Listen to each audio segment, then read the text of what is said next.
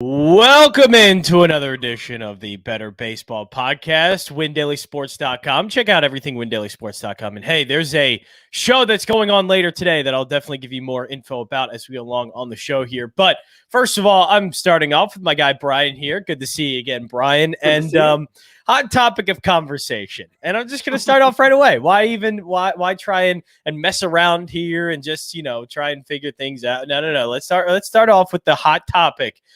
Did John Means throw a perfect game or a no-hitter? See, in my feeling, based on his pitching, it was a perfect game. That was a perfect game. Because he wasn't at fault for the base runner. You know what I mean? Like, it's one Well, he got the guy out. It's not like it was a ground ball and like the play needs to be made. He got the guy out. He struck him out. He struck him out. Yeah. So as far as I'm concerned, I just don't get it. But he is not at fault for the base runner. You know what I mean? Like, not at all. It's not his fault. He's not the one that got the guy on base. He didn't give up a hit. Well, they tally it as a strike out. They call it a strike out for a reason. Right. But he has 12 strikeouts. He doesn't have 11 strikeouts. He has 12 strikeouts. It's called a strike out for a reason. Right. We don't call it a strike, get your base. No, it's a strike out. Right. I mean, I think the rule it's been starting to get more and more steam that the drop third strikeout call is just bogus and doesn't really make any sense. And it's really hard to kind of wrap our minds around the fact that a strikeout could end up being a base for somebody. Right. It just, I don't know. It doesn't make any sense. I mean, really look, it's either an error on the catcher or an out or a stolen base. Like, what would I mean? Like, I don't even know how you categorize that. It just doesn't. I saw it in the minors. One of the leagues in the minors in previous years had you could steal first base on a pass on a situation. You could steal first base if you were batting. You could if the ball got past the catcher or whatever, just run. You could just run to first base. Man, Bill Hamilton would be he would be an all-star if that was the case. Right. But I mean, I don't know. There's a whole bunch of these unwritten rules and these minor nuances and ticky-tack technicalities in the MLB rulebook. Yep. That is it's just garbage. I feel it ruins the game. For example, if a guy is sliding into a base and he maybe I'm just watching more baseball and I notice it more than ever, right. But the fact that people are oversliding bases every game and the tag is being held on to them for the entire duration of the slide. Yeah, I don't like that. And then they're getting called out for stupid little things he was off the base for a fraction of a second after he was already safe. Especially now that replay is there, it just doesn't help that call. No, so I agree with you. Yeah. If they can hold the tag on the runner for minutes on end while he's trying to navigate around the base, I mean, he's either initially safe or initially out. Yeah. Don't give me he was safe when he initially slid into the tag on him for 30 seconds in the hopes that when he's trying to get up that a finger or a toe comes off the base. I think that's garbage. I think that's, and I see it in every game, multiple occurrences all the time. It's stupid. And I think baseball kind of just has to change their rules. If replay is going to be that way, and you're going to literally look at every single frame of whether or not he's touched the bag, then the rules have to change with that. That means the initial play, is he on the base? Is he safe? Then you just stay there. Instead of 30 seconds after the guy's holding the tag on him and as he's trying to get up. It's stupid. Right. It looks childish. It looks like a backyard thing. Yeah. And it does an actual rule. Yeah. I mean, try to do anything where you're touching something for 30 straight seconds. You're not going to be able to do the intended action no matter almost what it is. So, right. And I've seen the fact that you're doing that a heavy tag, pushing off a guy, I don't know, that kind of stuff is just it's almost it seems like backyard kickball more than baseball. And it's just, it's weird. Right. And kickball was always supposed to be fun and right, stupid. It was supposed to be stupid. It was supposed to be a stupid, fun game, but then you bring in these people that are serious about it, and it's just not what it was. Yeah, exactly.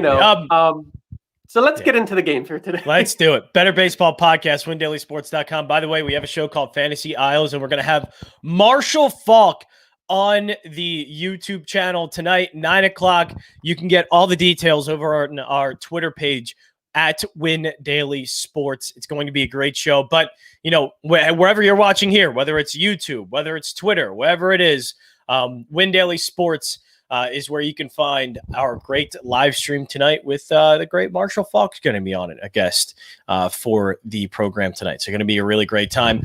And now let's get into our plays for today. And you have one game on here that, of course, I have vested interest in. And, it's the Phillies Brewers. That total runs is low. That is very low. I get it. These two are great pitchers, but man, 6.5 seems wildly low. That seems pretty low to me. Especially with the way Wheeler had a great last game, but it wasn't like he was that crisp before then too. Well, I think it's a mix of both pitchers are really, really good. Although Zach Wheeler's been kind of up and down, but he's still really good. But like the lineups just haven't really done anything that would make me say this game is going to be an offensive game. Like the Brewers are beaten up and their lineup isn't really clicking 100%. Yelich was in yesterday. He got taken out. He's not in today. He's back on the IL with his back strain or whatever it was. So that takes a little bit of pop out of the Brewers lineup. But like the Brewers their offense isn't like blowing people away. They're getting the job done. They can get the job done, but they're not scoring a ton that I've on a regular basis. They're not hitting the ball with a great consistency. They're inconsistent. They are scratching together some runs to get some wins here and there. Now they do have moments where they break out and have a huge run total and they take advantage of a bad pitcher and they can get things going. But the Phillies are going for a sweep in this series, right? Like the Brewers haven't really produced this series, coming off of a series where they manhandled the Dodgers, but that just might be a Dodgers thing because the Dodgers are on a downtrend right now. But the Phillies have gotten their work in against the Brewers. Now, I don't expect that to necessarily be the case with Woodruff on the mound. I think Woodruff is going to come out and have his, type of day that we're expecting him to have, where he's going to control the lineup and be able to get his strikeouts and get his outs and pitch a really, really strong game. And I think Wheeler can do that too. I think Wheeler can get out there at home. He's got the home crowd behind him. The Phillies play better at home than they do on the road. I just think that while 6.5 might seem low, and I do think it's kind of low for the total overall. I think for the it is extremely low.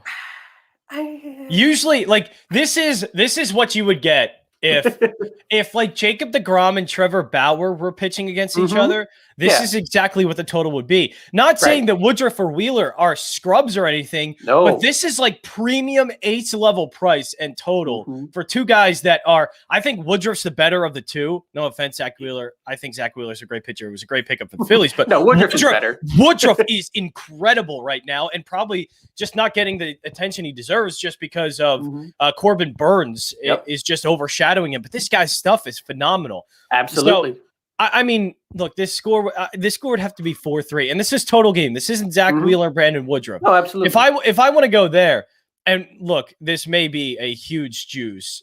So I'm going to look at this, and of course, it's going to be juiced up to an absolute number you don't want to bet on. Right. But if under 3.5 for first 5, sure. But I'll also say this Phillies bullpen still stinks. That's right. And they hit well at home. So I can imagine a couple of runs off of Brandon Woodruff. I imagine that the Brewers can get a run or two off of Zach Wheeler, but also have that really terrible bullpen give up a couple of runs. Look, each game has gone over in this one. I know the pitching matchups haven't been necessarily Wheeler and Woodruff, but still, I can't. 6.5 is way too low for a game. I think I'm going to go over 6.5. Maybe they are tempting me to do it, but it has gone over in all of these games. Zach Wheeler isn't necessarily the I expect him to just go 6-7 shutout. That just doesn't happen with him all the time. And Woodruff, look, I think the Phillies can get a few runs off him. They obviously hit better at home. I would have to lean the over. I just do. That number's outrageously low. I mean, the over is the smarter play. I mean, to expect them to score less than six or less runs is pretty crazy. But I do feel the majority of those runs are coming late in the game. Absolutely. Yeah. I do feel Wheeler against the Brewers lineup is a good matchup for Wheeler. I do feel that Woodruff against the Phillies lineup is a good matchup for Woodruff. So, I think early in the game, it's going to be hard to get runs, but I think late in the game, it's going to be easy to get runs. So the over is a smart play. But like I was saying, it might take a while. Yeah, and speaking of outrageous here, I mean, good Lord, that strikeout number. Zach Wheeler has only hit this number once. I don't know if the Brewers are really that much of a strikeout team. And I don't think Wheeler's Wheeler's doing okay. He has 41 strikeouts in 38 and 2/3 innings, but that's not what I would consider great for I don't know why is this 9.5? It's not like I don't think the Brewers have been striking out even in the series a ton. I know their lineup probably isn't going to be great for today. I don't know if the lineup's already out. But Yelich is back on the lineup. Yelich is back on the IL. I don't know if they're going to give Lorenzo Cain a rest because he's been playing the past 2 days, but he just came back from injury for the series. I don't know, but that over 9.5 is 9.5 seems unbelievably high to me. Yeah, he's only hit it once this season, and he has to be pitching against like the Tigers for me to go over 9.5. Like, there's no way I'm going over 9.5 with the Brewers. I mean, the Brewers are a decent team. It's not like the Brewers are a terrible team here. I mean, they know how to hit. They just are. Wheeler sits around about 6 strikeouts a game. He's reached this number once, which was the first game against Atlanta. Then 9 strikeouts against St. Louis. But other than that, 6 strikeouts, 6 strikeouts, 6 strikeouts, 4 strikeouts. That's where he usually rests. Probably around 6 to 7 strikeouts a game is where I could tab Zach Wheeler. Yet this is 9.5. And look at the pricing. Like, the pricing is telling you, we kind of have this weirdly way off, and it's plus 294. That is ridiculous. I don't get any of that. And this game, I don't get any of this game. I don't know who priced this game, who was drunk enough to do all that. Now, are we betting a side here? I would lean the Phillies, if anything.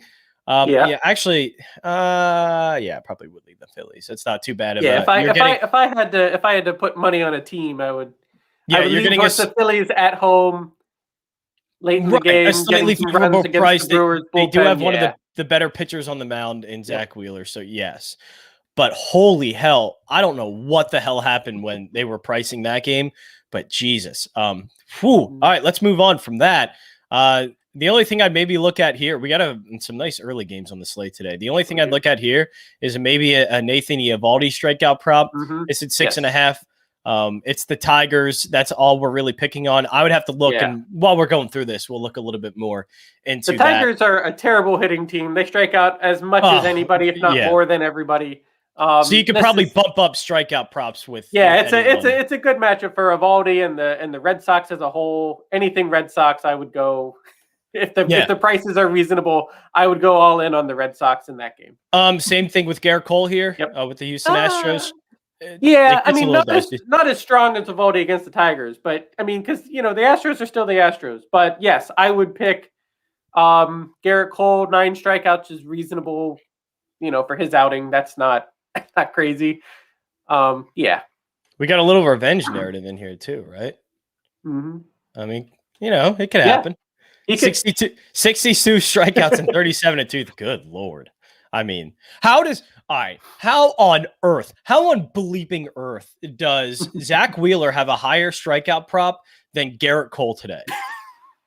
How? What is happening? What am I living in the right universe? Is this a simulation? What is this? I don't know what's happening. I haven't seen numbers that dictate to me that the Brewers are just striking out left and right. So I don't know where that number comes from for Zach Wheeler. But I mean, the Astros don't strike out that much comparison wise, but it is Garrett Cole against his former team. So this is his first time against the Astros, I would assume. Yeah. So I might have to lay off that Phillies bet. So. Bryce Harper's out of the lineup again. Yeah, I saw that he was the top. Now Andrew McCutchen's hitting well. Yeah. So he's at the top of the order. Then it's Brad Miller, who he had a nice little 3-run home run a couple days ago. Mm-hmm. Hoskins, Gregorius, Bohm. Oh, Knapp is in too. Oh, you know what? Maybe we'll just hold on. Give me a second. Let me take out my other weird bets. Let me take that one out real quick. Yeah, that's and let me take whatever the hell you are. Let's take that out. Let's definitely take that out. And there we go. We're back to square one. All right, good to know. After all that talking, we are 16 minutes into this, and we're back to square one. Good, yes, good, excellent. That's why I'm glad we get to do this and get to see all the lineups come in as we're doing the show, because you could see my thinking of hell no. Let's go to the next one. Let's go to the a game that I was definitely intrigued by, and you are too. Mets and Cardinals today. Yes. Taijuan Walker against John Gant. A little bit of a -115 bump for the Mets. I do like what I've seen from Taijuan Walker this season. Yes. I think he's been outstanding. John Gant has been pretty good too. So this is a pretty good matchup between the Mets and Cardinals today. Yes, it is, and it's the rubber game of the series. So both teams have had their moments in this series. Look, Taijuan Walker is gonna. He's good, and what's good for Taijuan Walker is that he kind of meshes well statistically with what the Cardinals lineup offers. Yeah. So any of his weaknesses are hidden by what the Cardinals do, and any of his strengths are strengthened by what the Cardinals do. So, he gets a lot of ground balls. He does have a lot of walks, but the Cardinals don't walk that much. So it is the Cardinals. They are a disciplined hitting team. So they might, take a few more pitches than normal to see what Taijuan Walker does. But his walk rate's a little high, which might be a concern for the Mets. I don't know how big of a concern that really is. But, I expect Taijuan Walker to go 6, maybe 7 strong innings. He's pitched very well in the past against Arenado and DeYoung and Carpenter and stuff. So, situationally, he's pitched well against members of the Cardinals lineup in the past. And he gets a lot of ground balls. He gets so-so strikeout rate.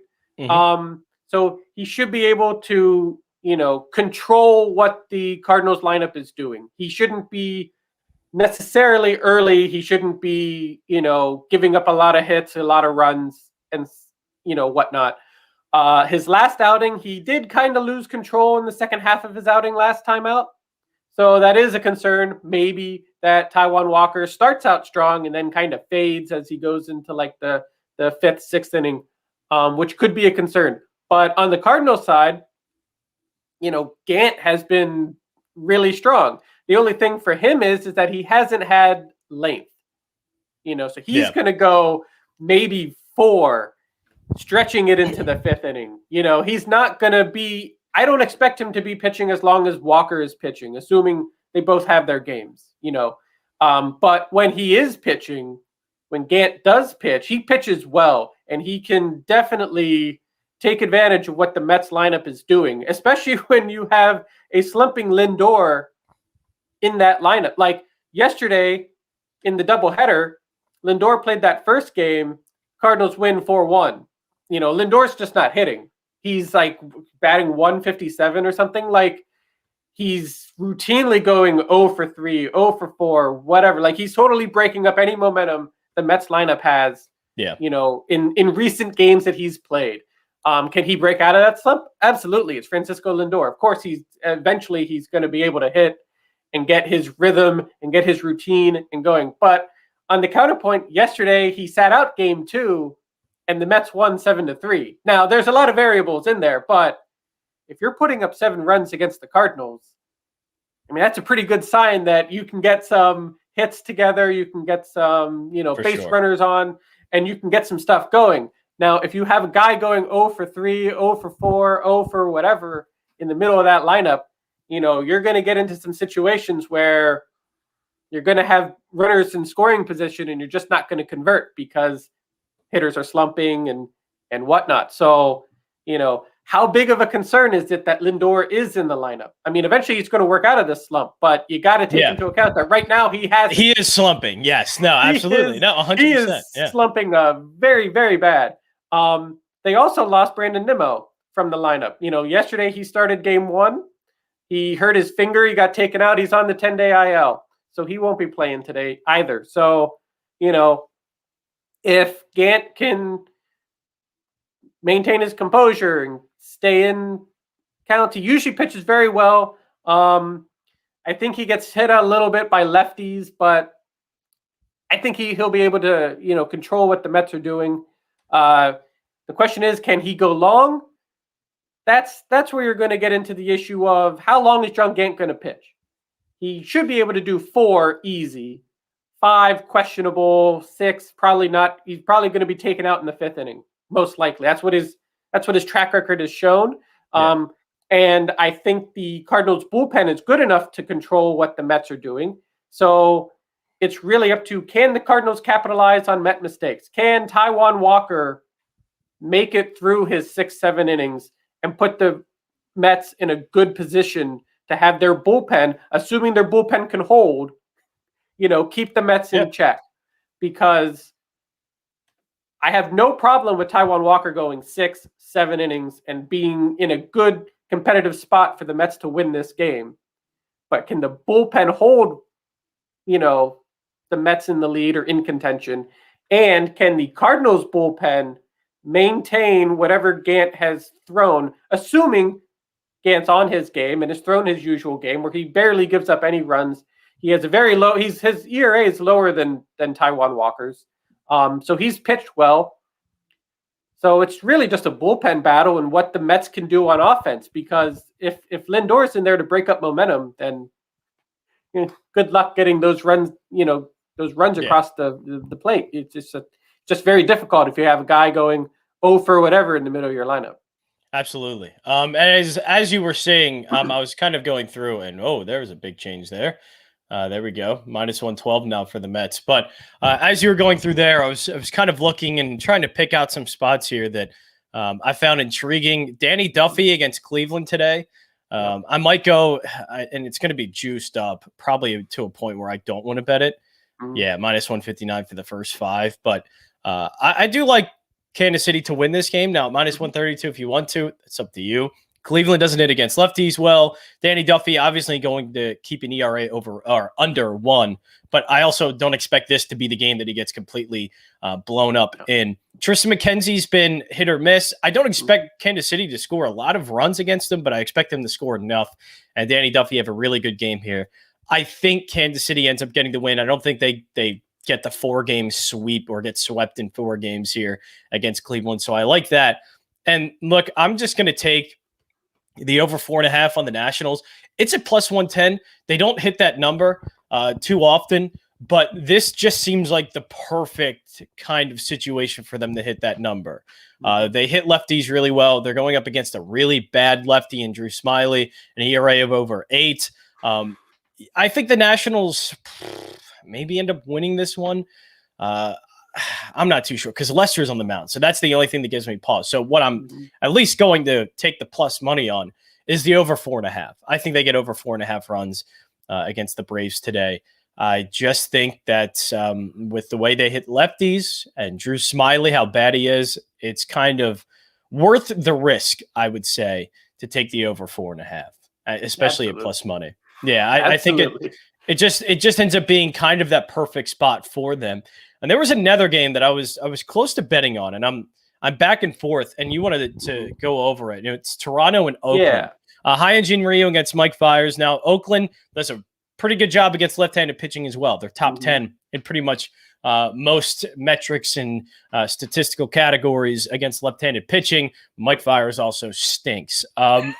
Anything, the plus money, it's not as much plus money as I would want against Hyunjin Ryu, but it's kind of where I'm leaning because Oakland's just, I mean, let's face it, they're a pretty good team right now. Yes. So I think it's worth kind of betting them plus money. But where are you leaning here? Because it is a little tough. I am leaning towards Oakland on this one, and mainly because of the IL list. Look, Ryu's coming off the IL with a glute strain, so I don't expect that to play into his pitching at all. But hey, maybe. Also, their bullpen is the Toronto bullpen is beaten up. Like yesterday, David Phelps felt discomfort, and he's really not going to be pitching today. Joe Panic left the game with a calf issue. George Springer is back on the IL. The Blue Jays are beaten up. Now, granted, it's not necessarily their core pieces that they're putting on the IL right now, although George Springer hasn't played enough to be a core piece for the Blue Jays yet this year. But, they're beaten up. Now, the Athletics, Fiers isn't great. So, all right, if they can weather I think he'll be able to make it through his outing without being obliterated. So if that's the case, if they can make it through the first 5 innings or so without being totally, taken out of a competitive range, the Oakland bullpen is typically a shutdown bullpen. Yeah. Their relievers are some of the best. Their bullpen is one of the best in the majors. They, Trevino and Diekman and Pettit, they have an ERA of like 1.5, 1.53, something like that. 49 strikeouts and 48 and 2/3 innings. Now, last time I think they blew the Blue Jays scored a bunch of runs off the bullpen. I don't expect that to happen routinely. I like the bullpen of Oakland. I think that second half of this game should be in Oakland's favor. What can Ryu do on the mound? I think he can go 6, maybe 7 if they need him to. Really strong shutdown innings. I mean, he throws stuff that is usually really good, and he has great control. So I think he can work his way through. He's very efficient. Let's just say. I think he's a very efficient pitcher. Yeah. He's efficient and effective, and I think he can work his way through the Oakland lineup. Now, can he do it late in the game? That's like, how long can he go? He's coming off the IL list. He had a glute strain. Is that going to play any effect in his pitching? Maybe, maybe not. But I still like Oakland at home with their lineup as is. I like what they bring to the table, and it's just that I haven't seen the Blue Jays consistently do enough. They have a bunch of pieces on the IL. It's just a beaten up team in an awkward position. And even though Fiers might be a weak link on the Oakland side, I don't think he's going to be the death knell that his statistics might suggest he is. He is only making his second start of the year. He only made one start last week on Friday or whatever. He pitched okay. I mean, he only went 3-4 innings, whatever. He gave up like 3 runs and maybe 4 or 5 innings, whatever. Like it wasn't a great outing, but it wasn't this cost us the game type outing. I think if he gives me 3 runs in a 5-inning outing, 6-inning outing today, I'm pretty content. And I feel that the Oakland lineup can make up the difference and be able to put Oakland in a good spot to win that game today. Yeah. All right. So here's what we have as we're wrapping things up on the Better Baseball podcast. And make sure, do check out, come back here, live stream tonight, 9:00. You'll be able to see a little bit of Marshall Faulk, maybe. Check it out at Win Daily Sports, all the information there on our Twitter account. And also check out our YouTube page. Subscribe to our YouTube page. There's going to be prizes, everything. So check it all out, windailysports.com. just search up Win Daily Sports on YouTube and also our Twitter account at Win Daily Sports. So here's what we have. Mets, money line minus 107. Are we sticking with that? There's been a little bit of movement here. How are we feeling about that one? I mean, I was kind of leaning toward what's the price on St. Louis? I was kind of leaning towards St. Louis. Towards the Cardinals? All right, let's do that then. Minus 108. So it has moved in your favor. So that's a good thing. The same. Yeah. Yeah, there we go. All right, let's go. Let's go with that then. I think that for the strikeout props today, Garrett Cole plus 104. I know Houston, a little bit of not a great matchup to be doing it against, but he's hit this in, I think, 4 of his 6 starts. Dude's been hitting this number like crazy, and you're getting it at plus money over 8.5. Sometimes I think it's just better to take pitcher over matchup. And this is a case here where at plus 104, the price is kind of worth the risk there. And Nathan Eovaldi over 6.5, I think has only hit this number once, but it's Detroit.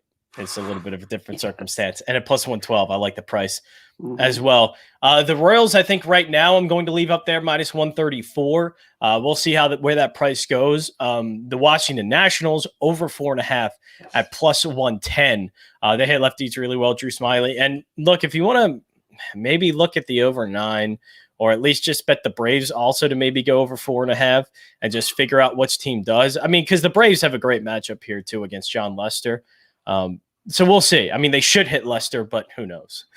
So we'll see. I would kind of look into that further, but I think there's going to be a lot of runs end up being scored in this matchup. So we'll look at that. But Oakland at plus 116, we're going to take against the Blue Jays. Just basically get through the innings of Mike Fiers, keep yourself in the game, and we think they should be able to end up winning this one at plus 116, get it to their bullpen, which is very good.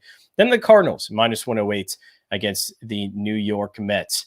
That is it for the Better Baseball podcast. My guy, Brian, joining me back. Always good to have you on. And we'll talk to you again tomorrow at 10:30 right here, WinDailySports.com. But again, check out the live stream tonight. Marshall Falk is going to be on. Check out all the information on our YouTube page. Just search up Win Daily Sports. And then also our Twitter account at Win Daily Sports and our website, WinDailySports.com. Check out the DFS Picks and Pivots article from Brian. Also, my guy Adam with the starting pitching article as well. So you can go through a full breakdown of all the arms on the starting pitching slate today and see whether or not some guys are out of play, in play, and which ones that you should definitely be getting into your lineups. Adam has that all for you over on our website. That's it for the Better Baseball podcast. We're back tomorrow at 10:30 here, Win Daily